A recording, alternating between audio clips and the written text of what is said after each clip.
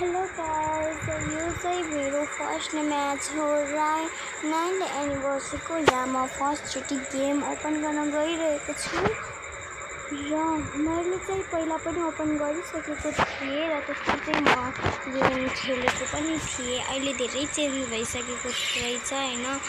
अब magic क्युबले 2टा magic cube चाहिन्छ निकाल्नको लागि, तर निक्लिन पनि के निक्लिन्छ थाहा छ। यो लोबी चाहिँ हेर्नुहोस् खतरनाकै छ हैन। निक्लिन चाहिँ के निक्लिन्छ भन्दाखेरि त्यो एनिमेसन निक्लिन्छ हैन 2टा म्याजिक क्युबले।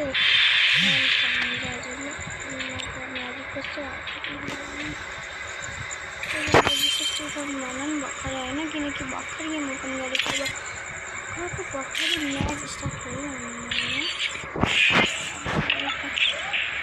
कस्तो के भिडियो गरेर लाग्छ सालले रिक्वेस्ट गर्छ। अहिले बेला कसैले रिक्वेस्ट पठाइदिएन नि। खेल्न गइहालौँ न त हैन, जानु छैन अब बिहा चाहिँ मैले धेरै छैन बिहा चाहिँ त्यसैले बिहामा लागिन्छु।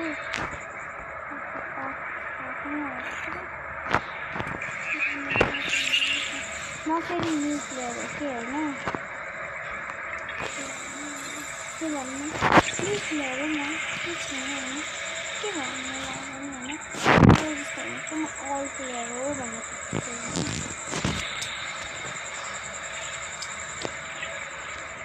कहिले भन्छ जस्तो मैले कुरा पनि गर्दैछु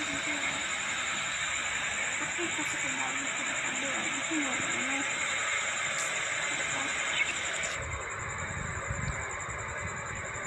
यस्तो हेर्न सक्नुहुन्छ यता गयौँ होइन हामीहरू इमोट पनि छ क्या फेरि होइन। के भनेको यो एनिमेसन हेरो गाइजहरू